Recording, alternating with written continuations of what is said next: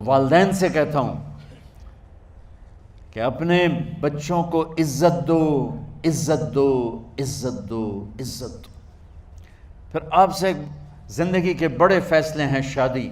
اب لوگ اکٹھے پڑھتے ہو لڑکے لڑکیاں، اپنی شادی کے فیصلے خود نہ کرو، اپنے ماں باپ کے حوالے کرو۔ اس میں شرافت بھی ہے، اس میں برکت بھی ہے، اس میں رحمت بھی ہے، اور اس میں والدین کی دعائیں بھی ہیں۔ کورٹ میرج کو ہوا نہ دو۔ Boy friend girl friend culture ہمارا نہیں ہے۔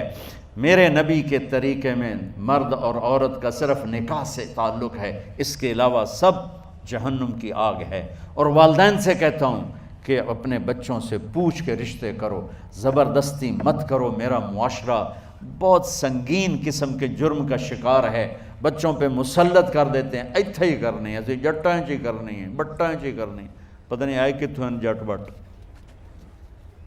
چلو تم ناراض نہ ہو، راجپوتاں چی کرنی، میں راجپوت ہوں، میں اپنی قوم کو بھی رگڑ دیتا ہوں، راجپوتاں چی کرنی، اگاں کرنی ہی کوئی نہیں۔ یہ ظلم و ستم اولاد پہ مت کرو، اپنی بچی سے پوچھو، اگر بیٹی ہاں کرے تو پھر قدم اٹھاؤ، اگر بیٹی کہہ دے میں نہیں کرنا چاہتی تو وہ نافرمان نہیں ہے۔ اللہ کے واسطے میری سنو، صرف تم نہیں سن رہے ہو، اس کیمرے سے لاکھوں کروڑوں لوگ سن رہے ہیں۔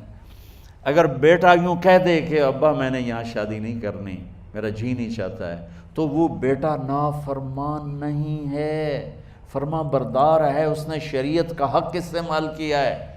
اب ایسا ظلم مت کرو کہ نہیں اتھے ہی کرنی ہے، اتھے گھروں نکل جا۔ زندگی تم نے تو نہیں گزارنی، زندگی تو بچے نے گزارنی۔ میں قربان جاؤں، ایک حدیث سنو پہلے، پھر اگلی بات سناتا ہوں۔ ما تزوجت وما زوجت الا بوحی من السماء نزل به جبریل۔ لوگو سنو، میں نے جہاں شادی کی، میں نے جہاں بیٹی کی شادی کی، پہلے آسمان سے جبریل فرشتہ اللہ کا حکم لے کر آیا، پھر میں نے قدم اٹھایا۔ سمجھ گئے میری یہ بات؟ سمجھ گئے سارے؟ اب اگلی سنو۔ حضرت علی فاطمہ کا رشتہ لینے آ گئے، اور جبریل ان سے پہلے آ گئے کہ یا رسول اللہ فاطمہ علی کے لیے ہے۔ باپ محمد مصطفیٰ جیسا ہے، رشتہ مانگنے والا علی جیسا ہے، اور بیٹی فاطمہ جیسی ہے۔ اور آپ پوچھتے ہیں علی کیسے آئے؟ وہ شرم کی وجہ سے کچھ کہہ نہ سکے، چپ۔ آپ کو تو پتہ تھا، آپ نے فرمایا فاطمہ کے رشتے کے لیے آئے ہو؟ کہا جی۔ تو جبریل تنال بیٹھا ہوا ہے کہ یا رسول اللہ اتھے ہی کرنا ہے۔ آپ نے ہاں نہیں کی،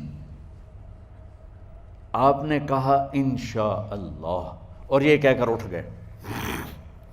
انشاءاللہ نبی کا ہاں ہی ہوتا ہے، لیکن جبریل کے آنے کے باوجود اور اللہ کے کہنے کے باوجود میرے نبی کو بھی پتہ ہے کہ یہ رشتہ یہاں کاتب تقدیر نے لکھ دیا ہے، لیکن امت کو سبق سکھانے کے لیے آپ گھر تشریف لے گئے۔ بیٹی فاطمہ کہ جی یا رسول اللہ، کہا علی کا رشتہ آیا ہے، میں ہاں کر دوں؟ سبحان اللہ۔ میں اپنے دیہاتی بچیوں پہ مجھے رونا آ گیا کہ جنہیں پتہ ہی نہیں ہوتا سانو کہیں دے نال بندے پہ جانور ہے یا انسان ہے۔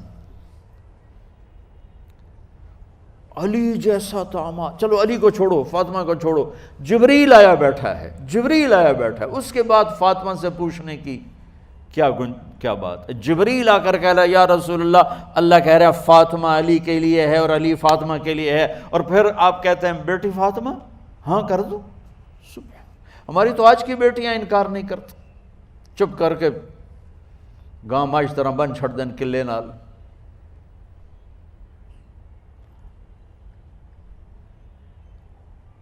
کوئی ان کے اندر کے جذبات کو سننے والا کوئی نہیں ہوتا، اپنی انانیت پر یہ فیصلے کرتے ہیں۔ اور میرا نبی کہہ رہا بیٹی ہاں کر دو۔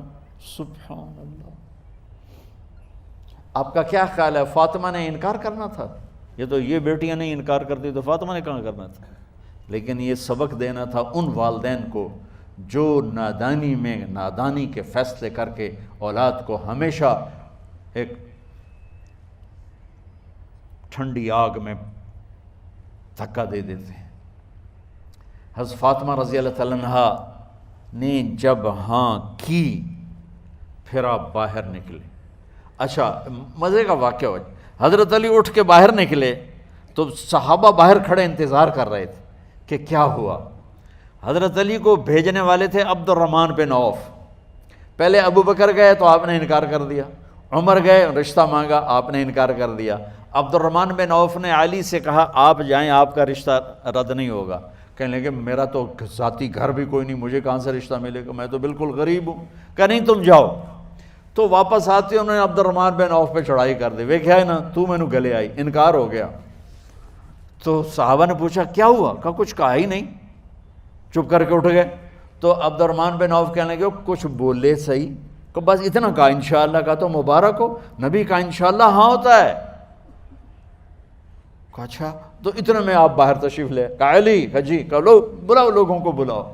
ساری مسجد بھر گئی، آپ کے ساری مسجد فل ہو گئی۔ آپ ممبر پہ کھڑے ہوئے علی کو سامنے بٹھایا، کہا لوگو یہ جبریل میرے پاس اللہ کا پیغام لائے ہیں کہ میں فاطمہ بنت محمد کا نکاح علی کے بن ابی طالب کے ساتھ کر دوں۔ پھر آپ نے خطبہ پڑھا اور کہا کہ علی، ہائے ہائے ہائے، میں نے فاطمہ بنت محمد کو 400 درہم مہر کے عوض تیرے نکاح میں دیا، تو نے قبول کیا؟ حضرت علی نے زور سے نعرہ لگایا میں نے قبول کیا، اور سجدے میں چلے گئے، اللہ کا شکر کا سجدہ ادا کیا۔ پھر میرے نبی نے وہیں سارے مجمع کو شہد کا شربت پلایا اور تازہ کھجوریں کھلائیں۔ اور پھر جب رخصتی ہوئی تو آپ نے حضرت علی سے فرمایا کہ آپ آ کے لے جاؤ۔ پھر آپ نے حضرت ام سلمہ، حضرت حفصہ اور جناب حضرت عائشہ رضی اللہ تعالیٰ عنہ، ان تینوں کو بلا کر فرمایا تمہیں پتہ ہے نا مجھے فاطمہ سے کتنا پیار ہے، تو تم فاطمہ کو دلہن بناؤ، اس کی تیاری کرواؤ، اسے دلہن بناؤ۔ تو ان تینوں نے حضرت فاطمہ کو دلہن بنایا۔ پھر آپ نے حضرت علی کو پیغام بھجوایا، وہ تشریف لائے، اپنی اونٹنی لے کر آئے، حضرت عقیل ساتھ ہے، سلمان فارسی ساتھ ہے، اور دروازے پر اونٹنی بٹھائی، آپ علی کو اندر لے گئے اور یوں فاطمہ کا ہاتھ پکڑ کے علی کے ہاتھ میں دے کر فرمایا علی تمہیں نبی کی بیٹی مبارک۔ سبحان۔ پھر آپ نے کہا میری بیٹی فاطمہ، مجھے اپنے خاندان میں جو سب سے زیادہ محبوب تھا میں نے تیرا ہاتھ اس کے ہاتھ میں دے دیا ہے۔ والدین سے کہتا ہوں اپنے نبی کی زندگی پڑھو۔ میرا درد ہے کہ ہماری ثقافت میں اسلام داخل نہیں ہوا، ہمارے عبادت میں اسلام آ گیا۔ بہت سارا مجمع مرد عورتوں کا نمازی ہے، حاجی ہے، عمرے کرتے ہیں، لیکن ثقافت میں نبوت کی جھلک دکھائی دے، ثقافت میں اللہ کا نبی دکھائی دے، وہ نہیں ہے۔ زندگی بیت گئی اس انتظار میں، مدت سے لگ رہی تھی لب بام ٹک ٹکی، تھک تھک کے گر گئی نگہ انتظار آج، پتہ نہیں کب صبح ہوگی۔ چلو کہتے تو جائیں مجھے ہے اگرچہ بت ہیں جماعت کی آستینوں میں، مجھے ہے حکم اذان لا الہ الا اللہ۔ والدین کے ذمہ ہے اولاد کو عزت دینا، ان کے سب سے بڑی خواہش میں ان کا احترام کرنا کہ زندگی انہوں نے گزارنی ہے، اور آپ کے ذمہ ہے والدین کے آگے سر جھکا دینا۔ اللہ کے واسطے کورٹ میرجز اور خفیہ شادیاں یہ نہ ہماری ثقافت ہے نہ یہ انسانیت ہے، ہمیشہ دکھ دردوں میں زندگی گزرتی ہے کہ اصل زندگی تو موت کے بعد آنے والی ہے۔